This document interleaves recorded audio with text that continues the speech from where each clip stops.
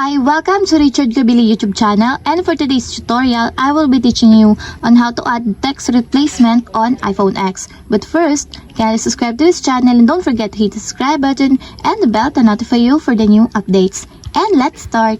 Using your iPhone X, from your home screen first, go to Settings. Then in the Settings, scroll down and click the General. Then after that, in the General, scroll down and click the Keyboard. Then after that, in this part in the keyboards, tap the text replacement.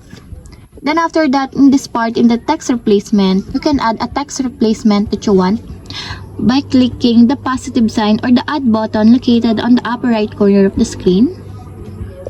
Then you can type, for example, hi, how are you? And you can now put, for example, for shortcut is hi. Text replacement is a shortcut that will automatically expand into the word or phrase as you type. Then after that, if you're done, just click save.